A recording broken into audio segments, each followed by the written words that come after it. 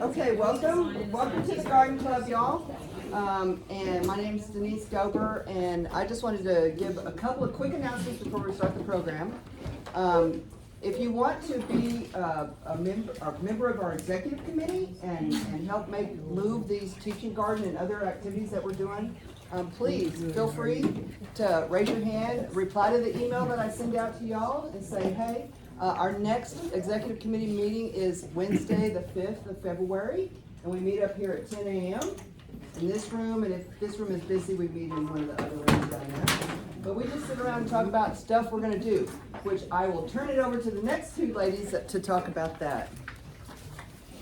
Hello, welcome everybody. I see so many new faces and that's exciting for us.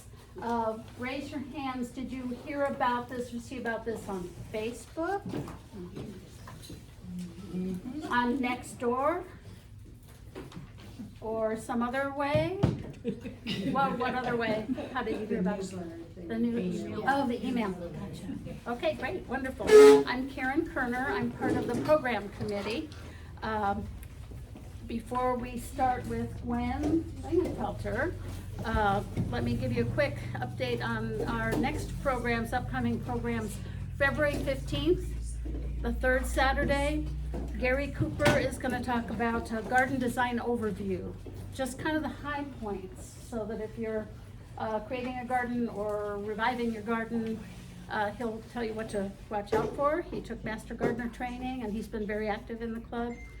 March 15th is our next regularly scheduled event. Instead of a program, we're going to have a plant sale, or we're calling it maybe a plant adoption, because we take donations for the plants. So after you hear what Gwen has to say about seed starting, you might want to start some seeds so you can donate some plants to our plant sale / adoption. And April 12th, we're going to be learning about soil testing, presented by a fellow. I apologize, I don't know his name yet, but he's from the county extension, so he's going to talk about testing soil and how important that is. Deb is going to talk about our upcoming annual garden tour, and then we're going to get started with Gwen. Years and years and years ago in our community, we had a wonderful garden tour that used to be sponsored by the Lakehills Civic Center. And so, but it hasn't been done in many, many years. And so we feel like we're getting our feet wet. It's going to be our first annual garden tour. We have two local gardeners. One of them is Gwen's, actually, so that's great. And then we have a second garden that we'll give more information about later. And then it's going to take place on June 7th. And you will get all the information in an email, so please make sure, and you will get the ticket price at that time. You can purchase tickets here at the library, probably starting in March or April, and then you can also purchase them here during our regular monthly programs before the June tour. The third garden is going to actually be our teaching garden. We have yesterday got the slab put up, and our water catchment system goes in like any day now.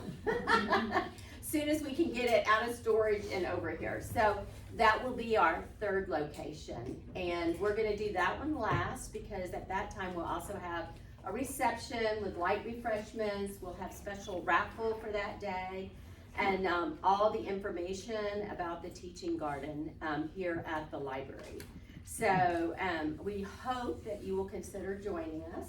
We do not have buses, so what we're going to do is we're going to have two gardens. We'll give you plenty of time from 9 to 12 to go to those two gardens, and then you can show up here at the teaching garden. But if for some reason we end up needing buses, then we will email you all of that information. But we're really excited, and so we hope that you will choose to attend. And all the proceeds go directly to our education programs, and then part of it will also go back to the teaching garden. So, because we get some monies and then we go put stuff in and then we get money and donations. So anyway, but, we're very excited, and I hope that, you will attend. So, thank you very much. Okay, today our speaker is Gwen Lingenfelter. She is a local kind of gardener plus, and she can tell you a little bit about her enterprise. She had a career before, and now her career is kind of homesteading, planting, canning, preserving, and we are very fortunate to have her expertise today. Gwen, tell us a little bit about yourself. Okay. Then we can. Well, all right, thank you so much, thank you. I'm gonna be standing here kind of back and forth because I'm gonna be demonstrating different things.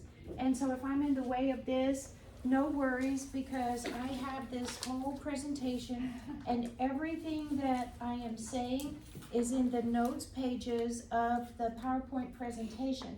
So when this is over, I think Denise or somebody will load this on the library website. You can download it so that you have your notes and everything. So you don't really need to take notes unless you just want to.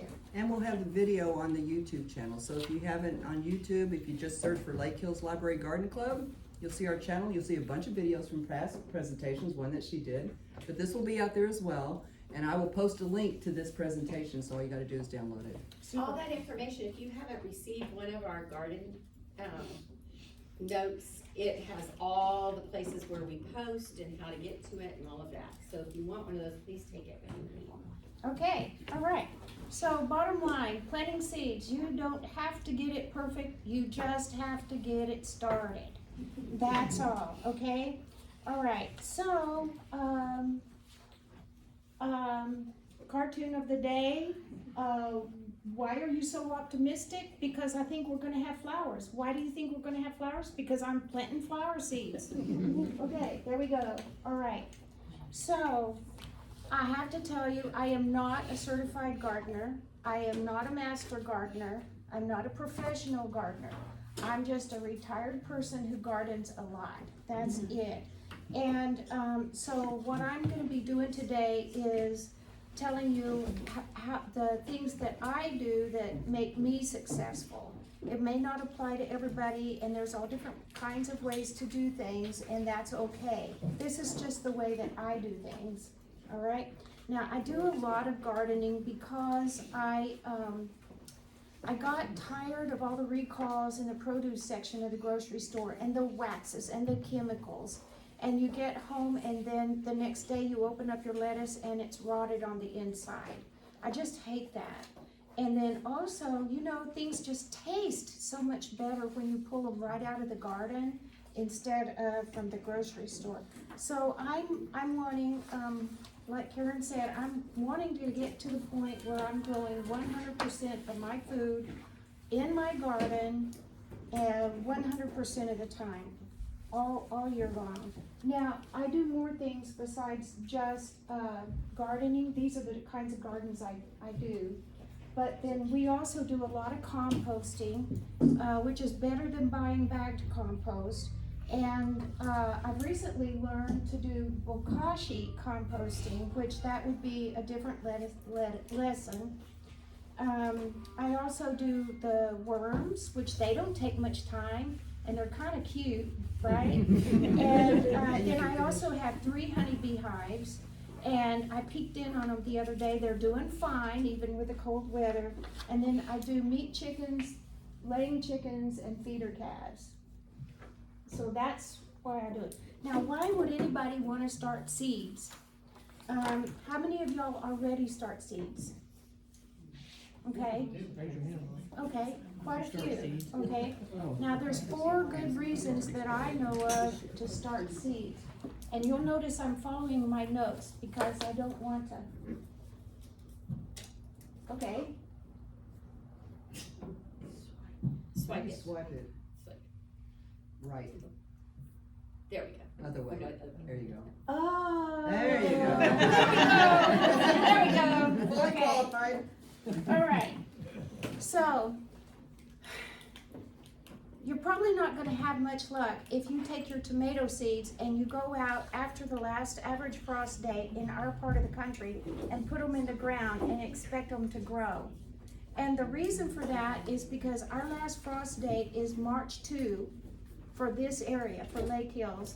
And it's gonna take your tomato seeds about 8 weeks, maybe 10 weeks to grow into a full-blown plant where it's gonna start producing blossoms. Okay, count the days. March 2, April 2, May 2, May 2 to May 15. About in there is where you're gonna start seeing your blossoms.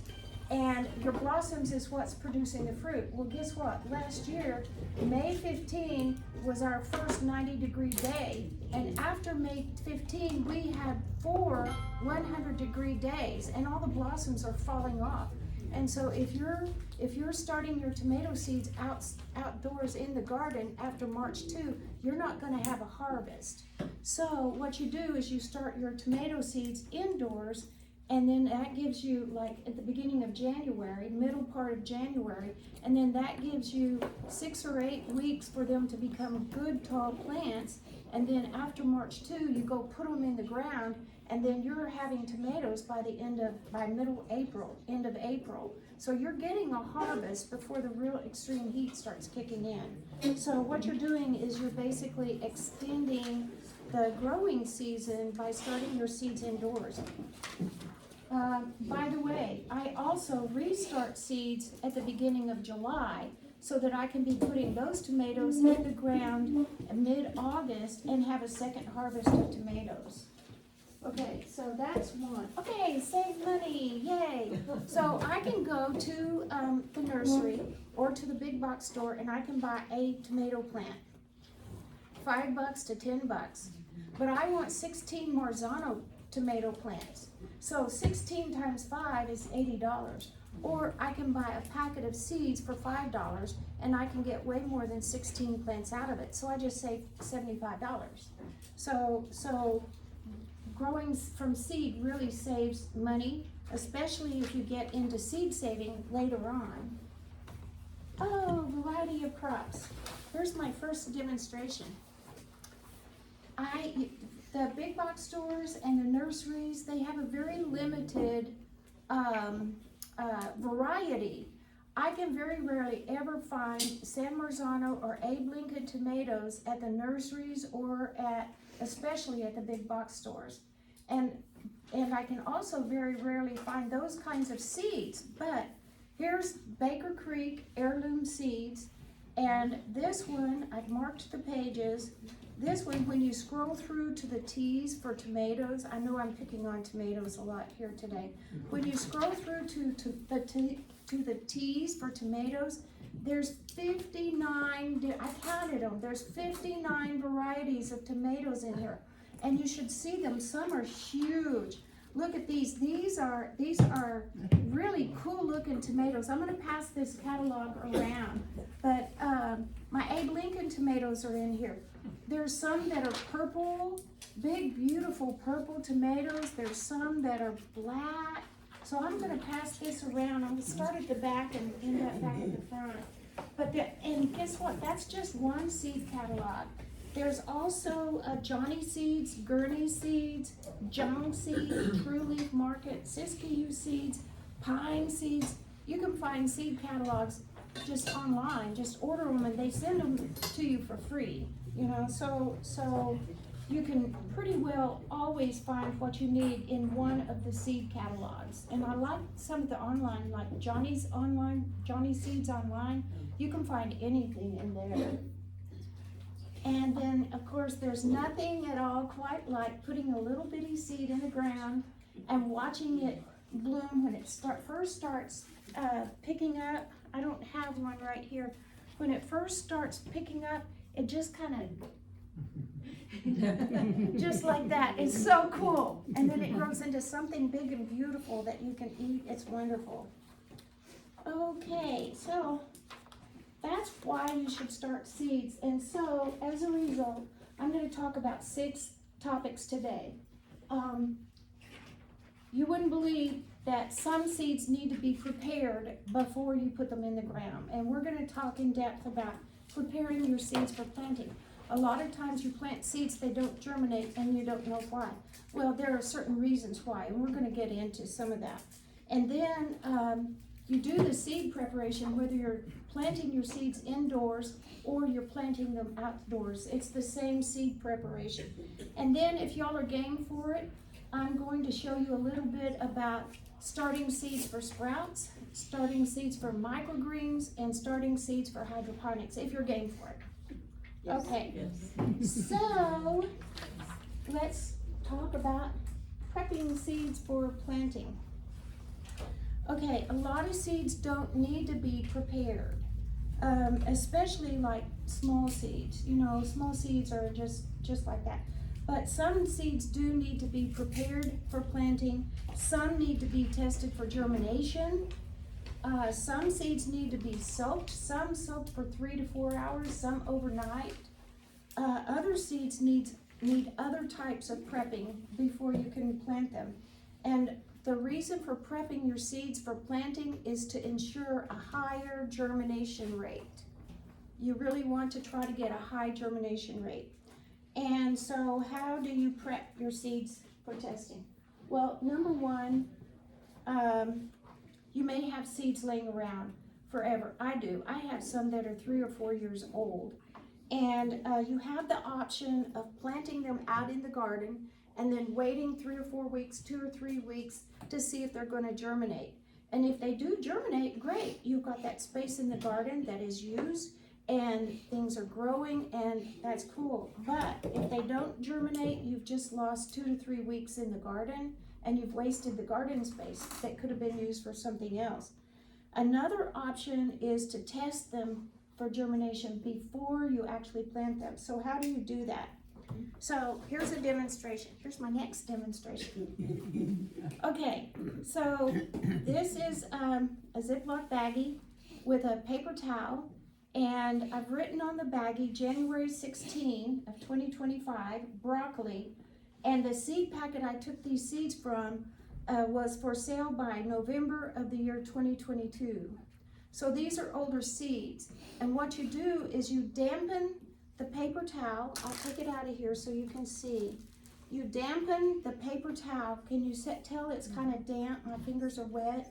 You dampen the paper towel, and then you put 10 seeds on it, and then you fold the towel over the seeds, and you put it back in the baggie, and then you put it in your refrigerator for 3 to 4 days.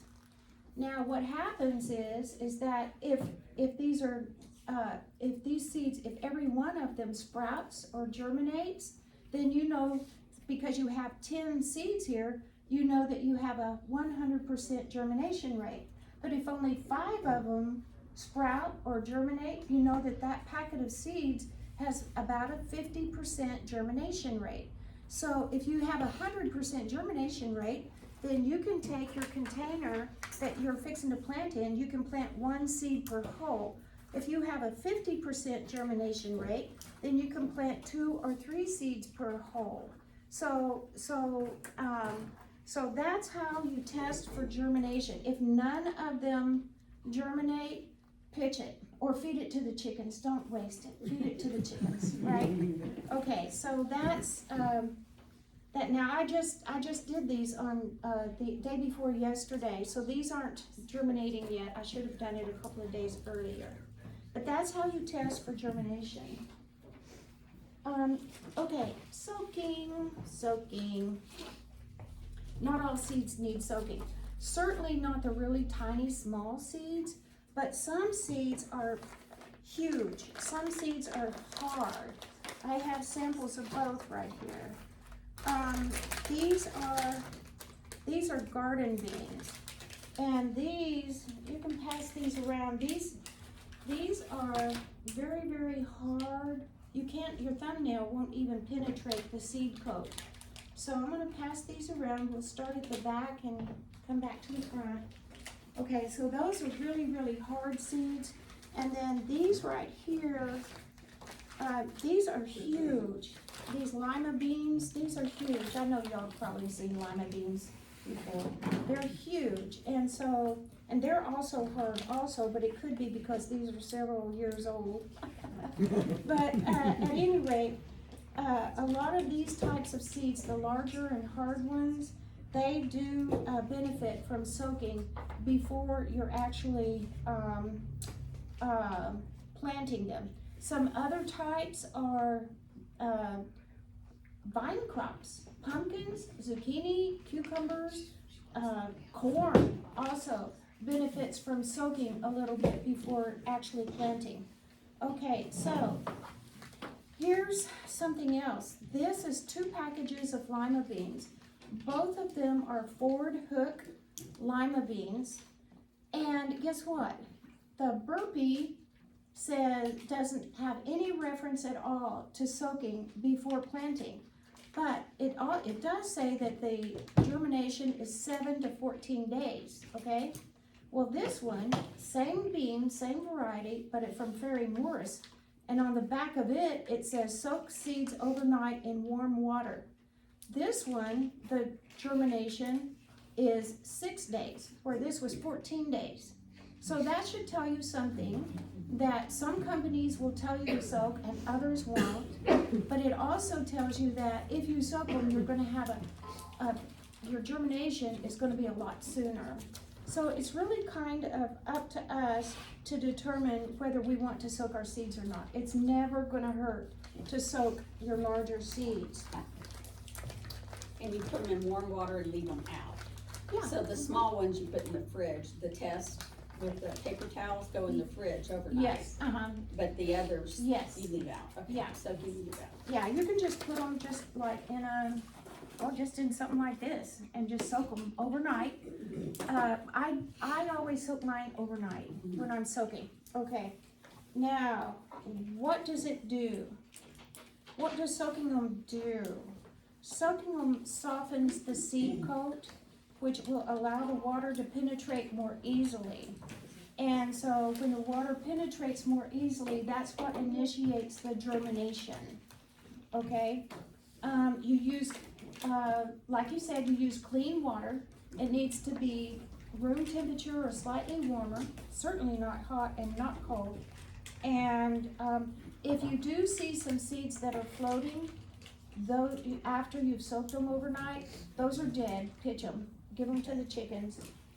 And okay, and then the other thing about that is that have your planting materials all ready to go, because as soon as you take them out of the soak, you plant them up. As soon as you do, don't let them dry out. Okay, now, how many have ever heard this word before? Stratification. Is anybody? Okay, all right, okay. What is it? It is the process of, I'm reading from my notes here. It is the process of pre-treating seeds to break their dormancy and start germination. So we'll talk about that for just a minute. There's 2 types of stratification. There's moist and there's not moist. So like you take seeds from, from plants that grow in the desert. There's no rainfall, there's no snow, so they don't need moist stratification. They need dry stratification. But then you take a lot of other seeds, they go through a really cold winter, and then in the spring when it starts warming up, that tells them it's time to start germinating. So stratification is where you put them, you're mimicking nature. You put them in a cold environment for a long period of time, and then you warm them up, and that initiates the germination.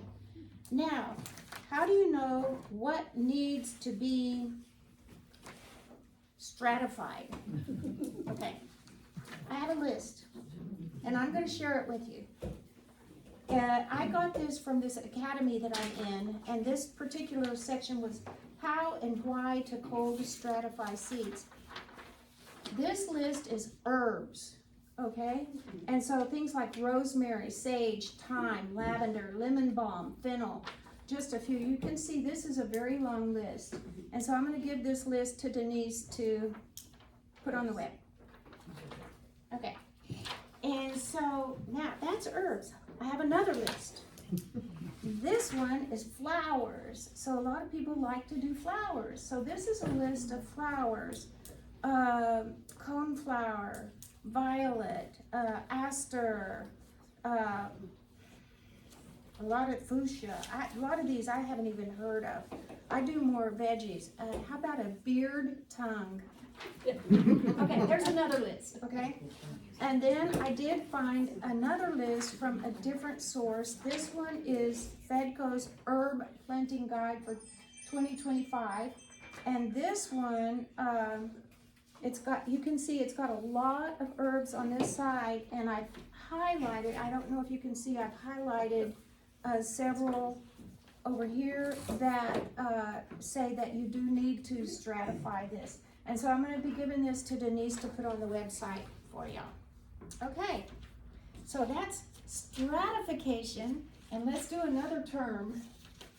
How about scarification? You got scarification? Oh, yeah. Okay, all right, what is scarification? It's similar, it's mimicking nature, but instead of really cold winter and then a warming up, it's mimicking wind and rocks and going through the digestive system of an animal. It's cracking the seed coat is what it's doing. And so scarification, you're scarring it. You're scarring it, which mimics nature that would put a crack in the seed coat. How do you scar something? Well, you take a nail file or sandpaper and you do it gently, because you don't want to break it so much that it's going to hurt the embryo inside the seed coat. Okay, so that's scarification. Another way you can cause a crack inside the seed coat is you can bring water almost to the boiling point, put it in the water for just a couple of minutes, few minutes, and then take it out and immediately put it in ice cold water, and that should cause a crack in the seed coat. And what does that do? When you crack the seed coat, it allows, when you put water to it, the water can get in and cause the embryo to start germinating. Okay, does that all make sense? Okay, now I have another list. Okay, and this one is a list of things that need scarification. And so if you want to get that deep into it, go to the website and these lists will be there. Is that good? Yes. Okay, all right. And that's not the last list. Okay, so that is scarification. Now we're going to talk about indoor seed coating. And now we're just going to pretend we've got our seeds prepped, and now we're ready to start doing our indoor seed starting. What we're going to look at here is soil, grow lights, containers, temperature, timing, depth, water, labels, airflow, and potting up is what we're going to look at in this section. All right. You need a seed starting mix, and you need to make it yourself. And it should be 45% of potting soil, 45% compost, 10% construction sand, and 3% worm casting. And so I call this a 103 blend, because you blend it yourself. You get yourself a big bucket and you put your label on it that says seed starting mix, and you mix these components in the bucket, and then if you use it all, you can mix more. If you don't use it all, you've got a bucket dedicated to your seed starting mix. And it's amazing once you start seed starting that you really run out and you need more and more and more. Now let's talk about each of these components for a minute. Most potting soil that you buy has a lot of wood chips in it, and the wood chips act like a little manhole cover. They keep the seeds from growing. The one that I have found that I really like, and I use it, is this Fox Farm Ocean Forest, and I have some here straight from the bag. I'm going to pass this around. You can see there's no wood chips in this. This is straight from the bag. I'm going to pass this around. You can kind of look at it and see this is good soil. this doesn't have, this is the kind that you want. If you get something that has a lot of wood chips in it, then you need to somehow sift the wood chips out of it. You don't want the wood chips when you're trying to start seeds. Okay, now, the wood chips also rob the nutrients out of the soil. So that's the other thing. Now also make sure that whatever you do, read the labels. Is it organic? What nutrients are in it? The Fox Farm has, what does it have? It has fish emulsion, bat guano, worm castings. It's got other natural ingredients in it. Okay, now we're gonna talk about the compost Easy. portion of it. They also make another, Fox Farm makes 2 different types of potting soil. There is They make another one more that than I've one. seen the other bag. Really? Yeah, there's 2 The different True types. Value down here. Yeah, True Value has Yeah, it. they didn't Okay. have the Ocean Forest, but they had another type, and I can't remember. I'm gonna what have to name. go check that out. It I might have been wonder, the I one wonder in what Bandera. it feels like. It I'll looks have to very taken a much the picture of that same. bag, but Okay. there were 2 different bags there. I have a Okay. bag of it on my back porch, so swing Okay. by. I'm gonna check that out. Okay, bagged compost from big box stores, how many, how long do you, how many weeks has that compost been sitting there inside a bag, under a bunch of more bags, and is it even still alive? The whole thing about compost is that it's living, it's got organisms, it's got microbes, and it's got beneficial nematoids, all the good stuff. It's alive. And so it's really best if you make your own compost rather than buying it from a big box store, because those other, they may still have some life left in them, but they're not nearly as alive as if you make your own. And let's see, and then the sand, the purpose for the sand is it provides aeration. It keeps your dirt from becoming clumpy and hard. It keeps it where it's got the aeration in it, and so the roots can grow easier if it's got some sand in it. Don't ever use clay sand, it's way too fine. Just use the construction sand or the all-purpose sand, it's more coarse, and so that's the one to use. And then, of course, worm castings. Okay, so that's it for your soil. Okay, now let's talk grow lights. Grow lights, the purpose for grow lights is to mimic the sun, okay? And so you can use LEDs or fluorescents for that. The blue, you need the full spectrum, of course.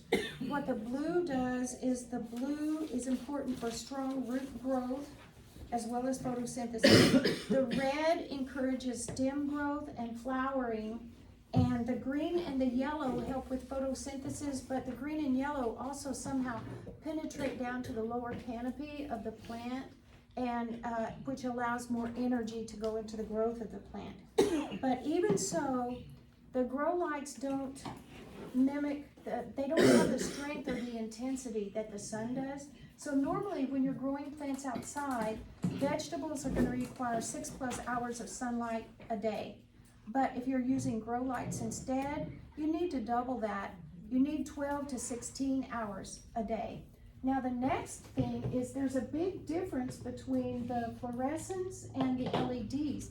The LEDs are stronger and more intense than the fluorescents. So heuristically speaking, your LEDs should be on, I keep mine on 12 hours a day. They should be 12 to 14 hours a day. If you're using fluorescents, 14 to 16 hours a day because of the strength and the intensity.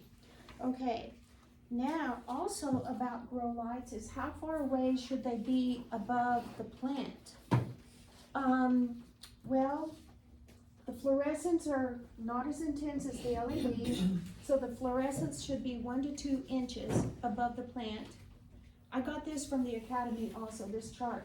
Your LEDs come in different wattages, and so according to this chart, if you're like 24 to 90 watts, you should, whoop, whoop. Good job. It should be 4 inches, anywhere from 4 to 26 inches above the plant. Now, your plants will talk to you. You have your plant here and you have your light here, if your plant is starting to look like it's weak and skinny and it's reaching for the light, so you want to lower your light. If your plant is getting a little bit burned or blemished on top, your light's too close, so too close. So you move it away a little bit. And so just always notice what your plants are telling you. They'll talk to you that way. And so that's it that I have for lights today. So now we're going to talk about containers. And we're going to talk frugal options. And I'm very frugal. You can use egg cartons. If you do, make sure that you poke a little hole in the bottom for drainage. I frequently reuse containers from where I bought little starts before. When you're using things like this, or like this, where you've bought from the store before and you brought them home and you planted them out and you're going, oh, that's good, I'm gonna reuse that. Make sure that you wash them in vinegar and water. And then also, I soak mine for 30 minutes after I wash them in vinegar water because that sterilizes them. And then rinse them real good, and then they're good to go, good to use again. Here's another frugal option, is a takeout container. And this one is actually pretty cool because it also acts as like a little greenhouse to help it germinate better. I do have I get these on Amazon. They come with a 12-pack that has the drainage holes. So you can start seeds in something like this. This even has a little dome that you can open and close so that you can let air in or not. When you first start these, you want those closed. You put it on and about 30 minutes later, you're gonna see condensation, so you've got your greenhouse effect. So that's another frugal option. You can use a toilet paper roll where you just wrap your newspaper around it. And you know, one newspaper and one toilet paper roll will make a bunch of things. You just put your dirt in there, plant your seed, and then when you're ready to put it outside, you can just put this whole thing down in the garden because the newspaper will decompose. I usually break the bottom off to help the roots, you know, to not impede the roots from growing more, but that's another frugal option. Now there's eggshells, milk jugs, plastic coffee things, those are all. Can I throw in one tidbit? Helen wasn't able to stay, but she brought a bunch of cardboard things that she gets in, some shipments that she gets in. They're all biodegradable. Some of them have holes in them.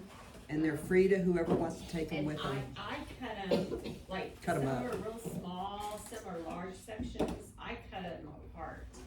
And then you can, like the toilet, paper rolls, you can just put them into the ground and they will, disintegrate. And so if I were gonna do that, I'd kind of break the bottom a little bit. Yeah.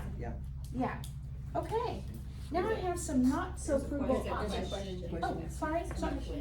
So, you know the ones that, like you see it on Amazon, it's a thing, but it's not, you compress the potting soil in there, then you put the seed and it's like a mechanical thing and it makes I it have so- one of those, I'm gonna demonstrate it. Oh, okay, never mind. You bet, yeah. That's called soil blocking. Yes. I'm gonna demonstrate that. Okay. Okay, so now we have, and actually, that's in my potless option. That's coming up next. Okay, but the not so frugal, okay. These seem to be the latest rage. These are developed and sold by Kevin Esprew with Epic Gardening out of San Diego, California. Well, these are expensive, I think, because I'm very frugal.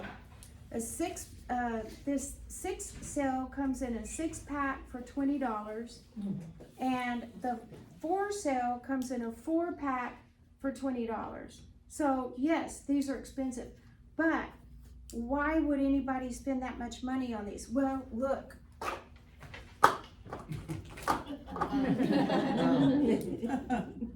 Not like those. okay? Like this, this, I used it twice and it split. And so you're always replacing stuff like this. These, you do these, this is a lifetime investment. Okay, so that's one reason that it's a rage, and here's the next reason it's a rage. Like, how many times you get one of these and you're sitting here and oh, come out of there, and so it breaks when it's coming out, right? This has a finger hole. It has a finger hole where you can, what I do is I use my transplant dibber and I loosen up the side and then I poke it out and it comes out. You want a feel of this? We're gonna pass that around. I'm not gonna stand on it. Yeah, that's very, very, very sturdy. Okay, so that's the not so frugal option. Now we're gonna do the potless option. And I'm gonna demonstrate this. How many have heard of soil blocking? I do it. You do it? Yeah. All right, okay, I'm not awesome. good at it yet, but I do it. Okay, so this is a soil blocker. And what it does is it's like she said, you fill it up with soil and then you push your block out. Now I'm going to demonstrate this. Mine, I don't know, Deb, does yours have these things that Yes, do they actually clip on there? you put them down in it before you put the soil in it. Yeah, but they don't clip. I have to Oh. just gently set them on there. Okay. Okay, so what you do, what these are for is this makes the hole in the top of the soil block for your seed, okay? So I hope y'all can all see this demonstration because I'm actually gonna do this for you. So you put these little things there, if you can make them stay, okay? And then I have found, I don't know if you found this, but your soil has to be more wet than Yes, usual. it needs to be wet, but not too wet. Like you're gonna experiment 9,000 times until you get the right consistency. Yeah. So what I'm gonna do here is, I think I have my soil maybe a little bit too wet, but then you just take and you just fill this up with soil. And yeah, I do have mine a little bit too wet, but, and you pack it tight, you pack it tight, you pack it tight. I have a little wooden, it's actually a cooking utensil, and I Tamp it down. tamp it down with that. I don't know what it's called. That would be a good thing to have, yeah. Okay, so now I've got it packed in there pretty tight. You want a seed tray? I could have it, no, the black one. The black one. Yeah, the black one, yeah. Yeah. And those seed blockers come in all different sizes as well. Yeah, they You can do. get little. Yeah, And you so can get- if you'll just set it right here. Okay, then what you do is you turn it over and then you put it down, and then as you're pressing this down, you pick the metal up. And so I'm gonna try to do that, okay? So we made a block. All right, and then the little black things, you pull them out. I had my soil a little bit too damp, but you can see here, now you have a block of soil with no pot. It's potless. So you put your little seed, can you see the little hole right there? So you put your seed right in that hole, and then depending on the size of your seed, you put a little dirt over it. And you can make a lot of these to fill up this whole tray like that. I put them on lower trays, like a cafeteria tray, because the whole idea behind it is the air is gonna get through the roots. And so you are actually, I hope you don't mind me interrupting. No, that's great. You're getting a stronger plant. So, sometimes when you, plant seeds and stuff, and before you get it out there, it's like leaning. But the air circulates, and it makes it a really stronger, transplant. And then you, at a certain point, you will transplant it to a regular pot, like if you're, if you want it, to continue to get bigger. But boy, it's done right. Well, I'm glad to know somebody who's done it. But I have to relearn it every seed starting season. Okay. Because I think, oh, I got it perfect now. Did that help you? With the watering for something like that, how does that work? You bottom water and let the soil soak up the water. I actually use trays that have holes, and then another tray that goes below that, and I put the water in the bottom tray and set the top tray in it, and it soaks the water. The soil will soak up the water to deliver it to the roots. Do you bottom water all of your starts? I do, and I'm gonna show you that. Yes, I do. You will see, well, you'll see all of these. I do, like right here. I have a question back here. Yeah.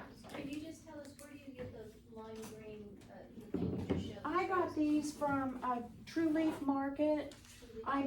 To learn how to do microgreens, I bought the 2 different microgreen kits from them. Their water-based microgreens came with the green, and their soil-based microgreens came with the black. And the thing about the microgreen trays is, notice how short they are compared to like these other trays. Notice, I don't know if you can see how tall these trays are. These are like 2 or 3 inches tall. These are just like 1 inch tall. Microgreens don't need height. So that's why these trays are smaller. Here's another. Yes, Have you heard of using red solo cups or blue solo yes, cups? you can do that. Yes, And you can use those every year? you can, well, until they wear out. Well, yeah. Yeah, just make sure that you wash them with vinegar, sterilize them with vinegar and water. Yeah, a lot of people do that. I have a friend who uses red solo cups to raise plants for sale. It seems like they would hold up better than those tiny little ones. Yeah, they would, like this one, Yeah. the solo cups I will hated hold up those. real well. And yes, you can definitely use those. Okay. Mhm. You can even use the little styrofoam coffee cups. Did you have a question? I was just saying, you poke holes in the Yes. soil Yes. cups Yeah. first. Or take a drill and just do a whole cup of them. Oh, that's a good. Oh, that's a good idea, yeah. Well, it wasn't my idea. It was from Roots and Refuge. Efficiency Yeah. is always your good. idea. Okay, let me set this to the side. And, okay, so that's your potless option. Temperature. How many of you know what your soil temperature is? Nobody knows what their soil temperature is. Okay, one of my biggest mistakes I ever made was not paying attention to soil temperature. Soil temperature is very important. Here's a heuristic. Warm weather crops require 65 to 75 degrees to germinate. Hot peppers, 80 degrees and more to germinate, just to germinate. And cool weather crops, 50, something like that. Now, usually soil temperature, the actual soil temperature is usually up to 10 degrees less than the air temperature. So if it's 72 degrees in your house, your soil temperature where you're starting your seeds could be as low as 62 degrees. They do make soil temperature thermometers, so you can see what your temperature is, and some of them are really inexpensive. Now, when you're starting warm weather crops, if it's a little cooler environment in the place where you're starting them, you might want to set these on a vent or near the fireplace or on a heat mat. Do y'all know what a heat mat looks like? No. Oh, okay. Okay. Well, I Try the heat mat. Mine, I got the large heat mat. And the heat mat, I'm gonna pass this around so you can feel of it. The heat mat, I got the large one. It's 4 feet by 2 feet because my shelves are 4 feet by 2 feet. And you just plug it in and what it does, you can put your hand on it, you can feel it. It starts feeling warm and cozy, you know? And the plants just love it, but you set it down and then you set your trays on the heat mat.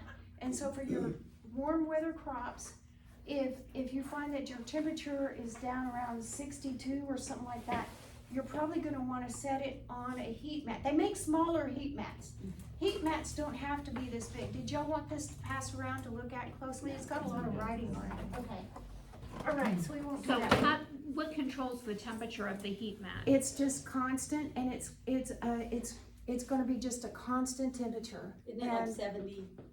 Pardon me? Isn't it So, like, what It's is about the- 70. It's Okay. about 70, Okay, and it won't ever change. okay.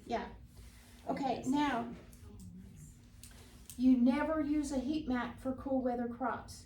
How do you know what temperature you need for your seeds to germinate? I have another list. Okay, there's another list.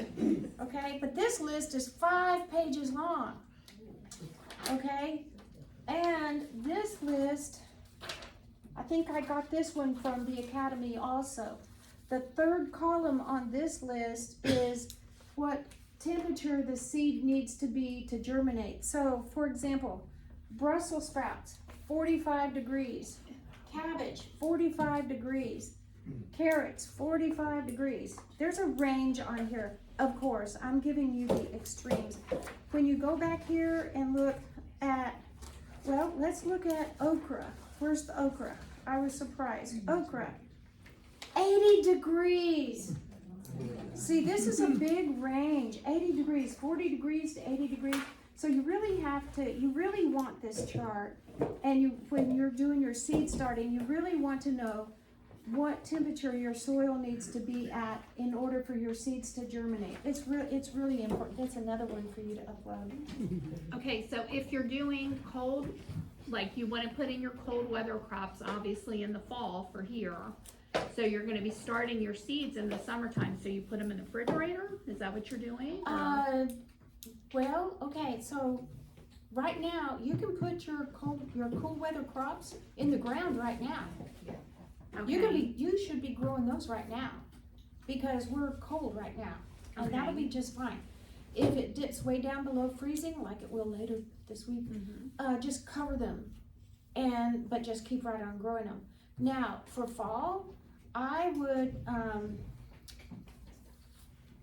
like, what did we look at? Brussels sprouts, okay. So this is for germination, okay? This is for germination. But let's look like for Brussels sprouts. Remember I said it's a range, okay? See the range? 45 to Okay, 80. but this is just for germination. Right, The next column over is for growing after it's germinated. Okay, so after it's germinated, 50 to 75 degrees. Okay, does that help? Mhm. Okay, all right. So you'll really want this chart. That's a good chart to have. I go by that chart. Any other questions? Okay. All right, so I have a few more notes on starting seeds inside. Timing is everything, and you have to know the last average frost date. And WeatherSpark is my go-to for all weather information for Lakehills area. And you can see even in the URL, it's specific to Lakehills. This website drills down to the latitude and longitude here, and that's how come it's so accurate. Now, why is it important? Let's take a look at this. If you go to like Farmer's Almanac, they say our last average frost date is March 23. This one says March 2. If you look at your seed packet, my Abe Lincoln's says start Start seeds indoors 6 weeks prior to your last average frost date. Okay, when you back up 6 weeks from March 2, that's January 20. That's day after tomorrow. You should be starting all of your tomato seeds day after tomorrow. If you look at peppers, it's 8 weeks. You should start your peppers on January 4. Okay, so always know that timing is everything, and here's why. Okay, so day after tomorrow, you're gonna start your tomato seeds, and by the time that March 2 date comes by, those plants are gonna be nice and tall and ready to put in the ground.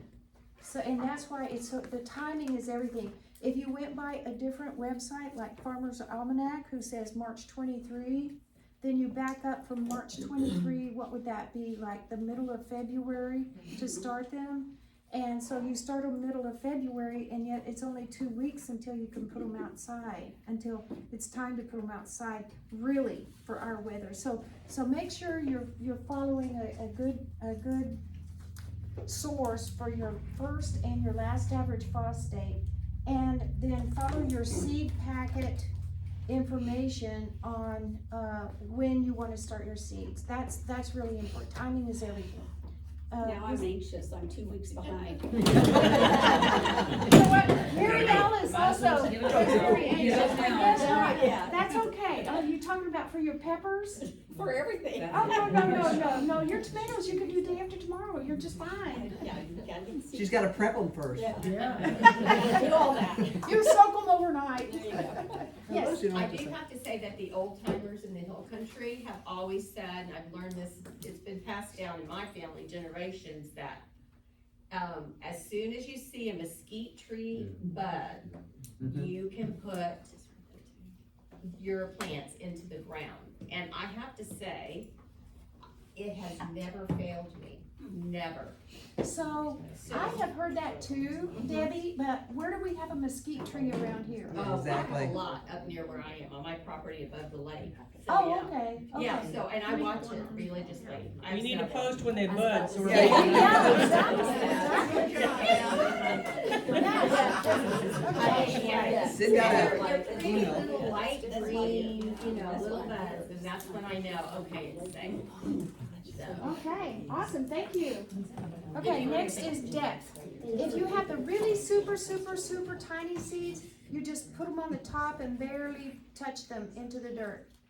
If it's small seeds, and your seed packet will tell you, on the back of the seed packet, it gives you the depth. Small seeds, heuristically 1/4 inch, some are 1/2 inch, larger ones 1 inch. Corn is 1 to 2 inches. Make sure you watch your depth. If you get a small seed and you get it too deep, it's not gonna germinate. So that's your depth. And water. Okay, now we're still talking seed starting. Somebody was talking to me. So initially, this is a big mistake that I always made, is you just go, where did we have that soil tub? Right here. Okay, initially, I would just take this and I would just pour it in here, and then I'd put my seeds in, and then I'd pour a little bit more on top, and then I would water it, right? No, you don't do it that way. No. Okay, here comes another glove.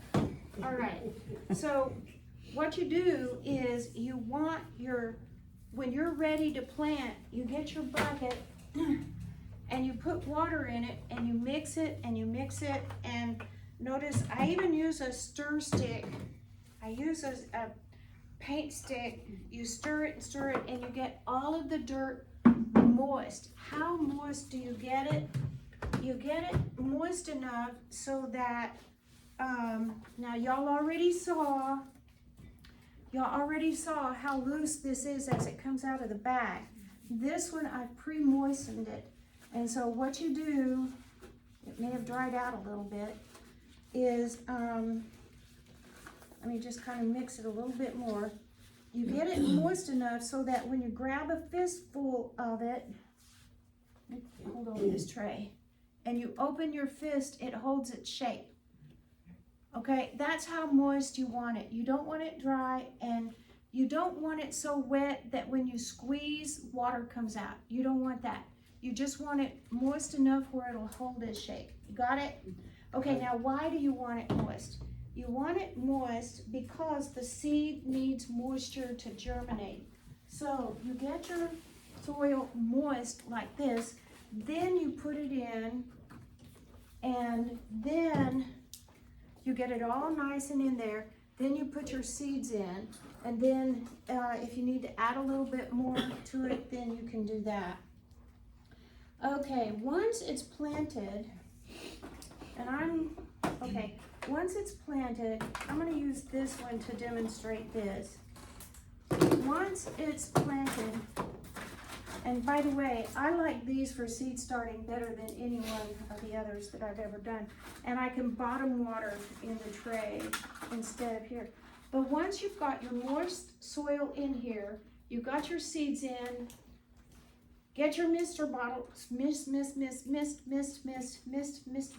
it real good. Not where it's drowning or anything like that, but just mist it real good. Okay, and then after you mist, then you cover it, and within 30 minutes at the most, you're gonna start seeing, oh, get on there. Okay, it's fine. Okay, then you're gonna start seeing condensation build up in here. That's your greenhouse effect. And it's gonna condense whether you have it on a heat mat or not. It'll condense a lot more if it's on a heat mat. But you leave it on there to create a greenhouse effect. It helps to keep the soil moist while the seed is trying to germinate. It won't let the soil dry out, in other words. If you let your soil dry out before it's germinated, you might as well throw everything away and start over, because once the seed is wet and then dries out, it won't come back. Okay, and now once you do that, you do need to check it once a day. And feel of it, and if you need to mist it again. Once it's germinated, then you take the cover off, and then you start watering from the bottom. And to water from the bottom, you just pull one of these out, pour your water in the bottom of the tray up to about 1/2 inch, and then put the tray back in, and then leave it under your grow light, so wherever you have it.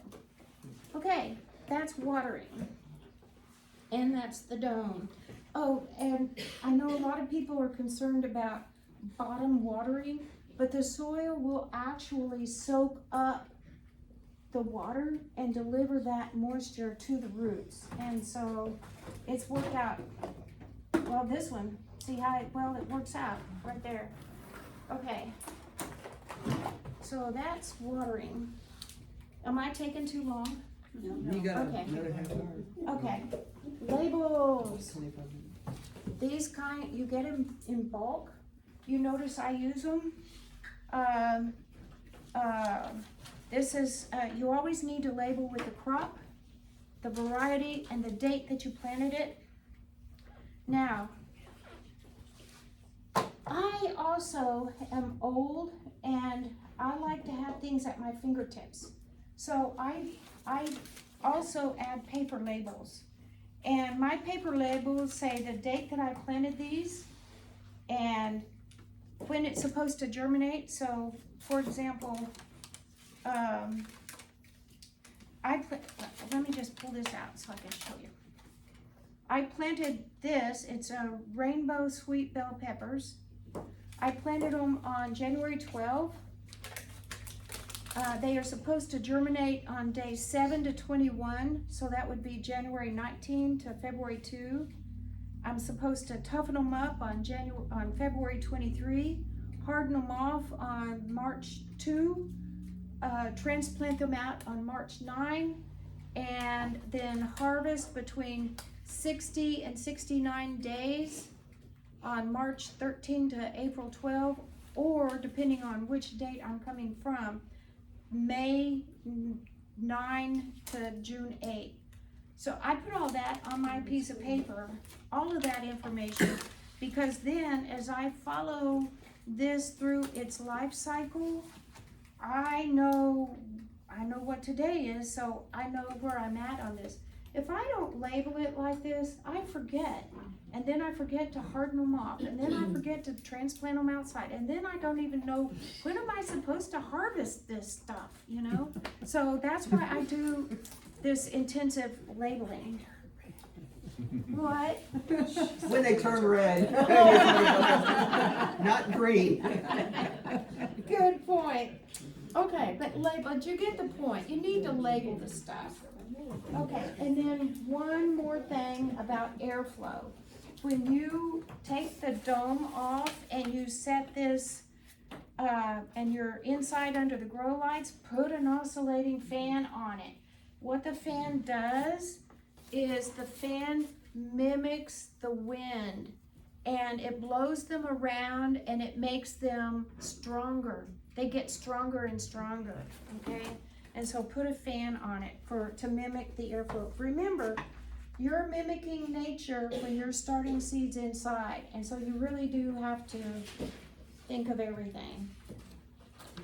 I have one more note on indoor seed starting. Potting up is part of seed starting, but the general rule is you don't want to disturb the roots any more than you have to. So what does that mean? That means that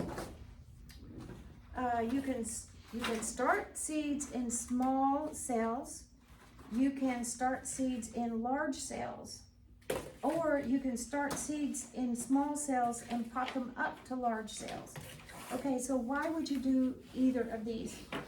These seed starting trays are just that. They are for starting seeds. They are not for growing plants, okay? So these small ones, they're small enough that they kind of trap the moisture and they keep the moisture with the seed. And you can control the temperature better with these smaller ones. You can also start a lot more. These are 4, there's 8 of these times 4, there's 32 of these in here. Remember, this is indoor seed starting, but if you're using larger pots in the same amount of space, you're only gonna get 8 plants, not 32. So that's a very good reason right there to use the small cells instead of the large ones to start your seeds. Now, also, notice the difference.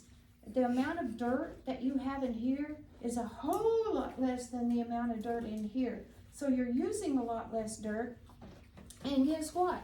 If this doesn't germinate, then you just wasted all this dirt that's in here, plus the space on your heat mat. So for the most part, that's one of the best reasons to start your seeds in these smaller cells, okay? Let's see. You can, I'm still following my notes here. You can start some things in a larger pot like this. For example, peppers. You could start pots in like if you only wanted 1 or 2 or 3 or 4, whatever. You can start them in pots like this, and something like a pepper, by the time you start it, my peppers say start 8 weeks before. I can put pepper seeds in here and I can start it 8 weeks before March 2. That would be January 4th. And by the time March 2 comes along, the pepper plant's going to be about this tall, and its roots are not really root bound, I mean, they're starting to really fill up the pot. But then it's time to, after 8 weeks, it's time to go ahead and plant them outside. And peppers is a perfect example because the peppers, when you plant it outside, you plant it at the same soil level. In other words, if your soil level is to here, and your stem is like that, you make sure that the pepper goes in the ground at the same soil level. Now the exception to that is tomatoes. Tomatoes, they have a little fuzz on their stem, and so tomatoes, when that stem is planted deeper in the ground, the fuzz turns into roots and it makes the plant a lot stronger. So like my tomatoes, I always start my tomatoes here, and then they grow too big for this before it's time to put them outside. I pot them up into a bigger pot, but I plant them deeper so that they grow more roots from the little fuzz, and then whenever I transplant them outside, I put them in even deeper down into the ground. And so they develop a really strong root system like that. Yes. When you pot your seedlings up, Mm-hmm. do you pot them in the seed mix, or do you pot them in a potting soil at that point? I keep mine in my seed Seed potting mix until Okay. I put them outside. Until you put them outside? Yeah, Okay. yeah. Okay, thank you. Okay, okay, let's see, okay, so you can start them in small, you can start them in large, you can start them in small and move them to large, but don't move them any more than you have to. Okay, all right. Okay, now outdoor.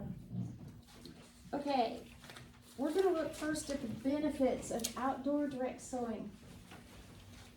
No seedlings, I'm following my notes. No seedlings, no potting up, no transplanting, no starts, no grow lights, no heat mats, no hassle, right? So it's great. Most everything you can direct sow, okay? You just have good reasons for starting them indoors, you know, which were the reasons that we said before. Some crops you don't ever want to start indoors. You always want to start them, you always want to direct sow. And those would be mostly like roots or corn, roots like radishes and carrots. You start those outside. You direct sow those outside. You never start those inside. Oh, I thought you had a question. Okay. All right, so we're going to talk about your soil first. We already talked about temperature for indoor seed starting. It's the same for outdoor seed starting. I did find, this is a thermometer.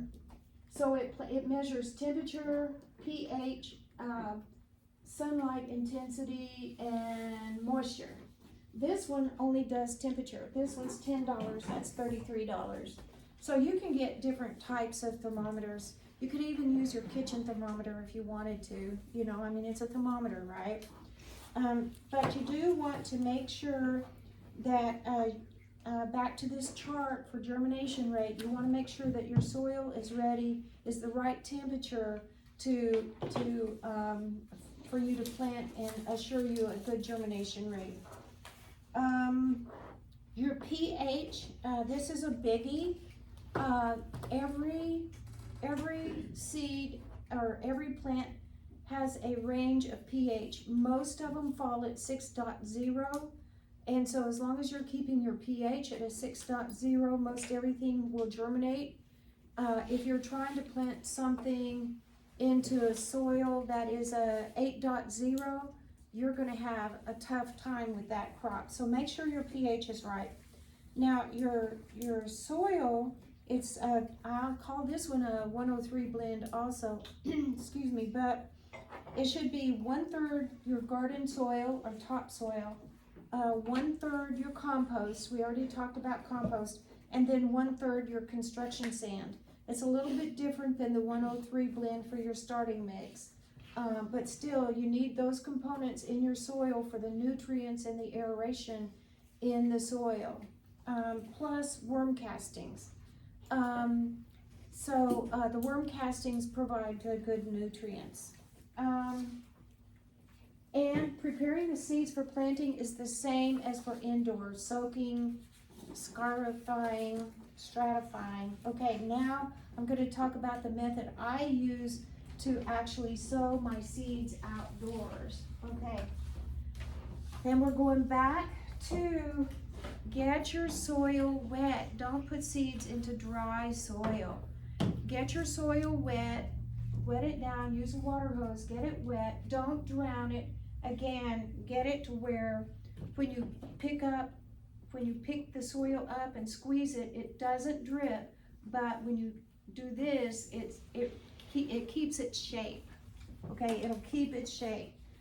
So that's the first thing, is get your soil moist first.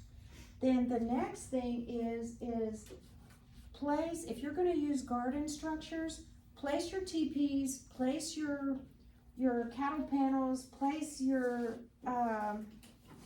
obelisk trellises, place whatever you're going to use before you ever start planting. And here's why. If this is a teepee and you place your TP like this, and then you're gonna plant your bean seeds around where the legs of the TP go in the dirt. But if you plant your seeds first, and then you come back later and you're going, where did I plant those seeds? Oh, I think I planted them here. You don't know exactly where, those seeds may be over there and nowhere near your TP, so, you know, that's just, you know, it's something I did for a long time and I'll never do it again. I'll always put my structures in first because of that reason right there. Okay, so then, after that, we talked about depth. It's the same depth requirements. Tiny seeds just on top, kind of press them in. 1/4 inch, 1/2 inch, 1 inch. Corn, 1 to 2 inches. Now, also, at this point, I want to say this. Never cover any seeds until all your seeds are planted. And here's why. You're going to get interrupted. You're going to lose your place. And so then I thought, okay, well then I'll just go in and I'll just make all my holes first. Well, then I start putting the seeds in the holes and then I get interrupted. Well, then I come back, well, a little dirt fell on top of the seed and I don't know where the seed is. I can't see the seed, so I put more seeds in the same hole. Or I think, well, I thought I left out here, so I'll start right here. Well, come to find out, I left off over there, so I have this whole row not. The best method I have found and I use is I put the hole, I put the seed. I don't put any holes, it's all flat, okay? So it's all new territory. I put the hole, put the seed, put the hole, put the seed, put the hole, put the seed, put the hole, put the seed. I get interrupted, I come back, well, there's a hole there, that's where I left off. So now I'm picking up right where I left off. So that's just a method that I use, which makes the garden fuller and better. Okay. Okay, that's it for that page. And then water. You have to keep your seeds moist. Again, just like indoor seed starting, you have to keep your seeds moist until they germinate. You may be out there 2, 3, 4 times a day misting your seeds. You need to keep them moist until they germinate. You can use a light mulch to help retain water, not a heavy mulch because you want them to be able to come up through there, right? But just do whatever you can, you know, use a sheet. I've even been known to put a light piece of cardboard over it, moisten the underside of the cardboard and put the cardboard over it just to retain the moisture in the seed. The seeds don't need light. When they germinate, that's when they need the light. So you can place cardboard over it, and then they'll start coming up. Don't put anything on top of the cardboard to make it heavy. You know, just you know, do whatever you can to keep the soil moist until they germinate. Yes. We've got about 5-10 minutes left. Okay. All right. Markers and labels. I come in with these craft sticks, and after I've planted and I mark the rows, or if I've done a square, like I have pieces of wood where I've marked off a square, I'll put this in, but mark where what you've planted where, because you may have a 12-foot bed that you have 10 squares and you've got beets here and rutabagas here and radish here. Mark your squares, mark what you have. So that's your markers. And okay, so we're not going to get to the sprouts, are we? Sounds like another class. Okay. Sounds like another class. Okay, we can do that. All right, so that was it. Thank That you. was it.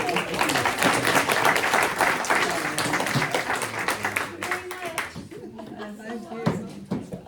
Sounds fun. I've used old blinds that are broken, you know, the 1-inch blinds that are broken, and just cut them for markers. Oh, that's a good Because they idea. don't get wet. Yeah. They're that hard plastic. Yeah, that's a good idea. Permanent marker. They're Yes. cheap and free, yeah. Yeah, cheap and free. I like that. Yeah. Yes. Questions regarding soil. Okay. When you're getting your seed starting, does it matter whether can you use the same seedling soil, whether it be flowers or vegetables or herbs, or do you need to augment anything with regards to what you're planting? I don't think that, I don't. Two things on that. One is if I have used soil that I have already started, and then I'm through with it, then I don't reuse this soil. I put this soil in my compost, and then it comes back to me as compost. Okay, that's number one. Number two is the seed itself has all the nutrients in it that it needs to start its life. But then after it has started, a couple of weeks in, you're gonna have to start feeding that seed based on whatever it is that you're growing. Okay, Does that help? Yes, it does, immensely. And then the other thing, I've gotten some suggestions to add small amounts of bone meal or blood meal into soil. It doesn't necessarily say seedling soil, they were talking about in general. Right, right. So for other That things adds to consider. nitrogen. Yeah, so is that a good thing, or should we just not add that either to the seedling phase? I wouldn't add it to my seed starting mix, but I do add that in my beds, in my raised beds. Yeah, Perfect. yeah. Thank you. You bet. I use a bone meal. I use, because it's 1200, I do a soil test once a year, and I follow their recommendations. A lot of times they tell me that I'm really lacking in nitrogen, which bone meal is good for, but I'm way too high in, I think it's potassium. I'm way too high in potassium. So you cut back on that. It's very easy to get your, soil tested here. If you take samples, you can go to at the Ag Center. Ag Center, thank you. They have the little bags, and so you can get the bags from them, bring them. I would mark on my bag, like, which part of the garden it came from, because believe it or not, there can be differences between one side and the other. And then it's a nominal fee. Take it back to them, they send it out, and you get your whole, like diagnosis of your soil. And they will tell you what to do. Yes, they to may make give it you what you examples of. And not only that, but they're nice people over there. Yeah, they are. They're really nice people. They like it when people come visit. Is that, I don't know where it is here. It's at It's at Mansfield Park, It's at Mansfield. It's called, the county extension agent. yeah, county extension. Okay, so time to, We're gonna do our drawing. Drawing. And, Gwen's been an awesome, if you want Yes. to see Oh, thank her you. garden in action. yes, Please remember June 7th, we'll be having our garden tour, and she's one of the gardeners on the tour. So we're very So much. excited to see that. If you guys, did everybody get a ticket? Because if you didn't, let me get there's you. one that didn't.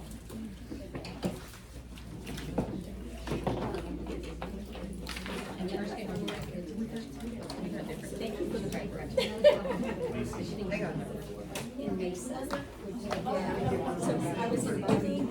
Right, if you did not get a ticket yet, raise your hand real high. I've got And then 4.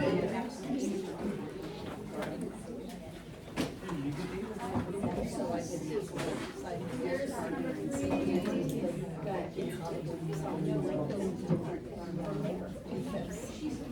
So every 4 years or so, I get to learn it. Johnny, one more. Whoops, sorry. Yes. Sorry about that. That's Rio Grande, yes. Yes, I am. Last chance, raise it high. If you did not get a ticket, wrong ticket.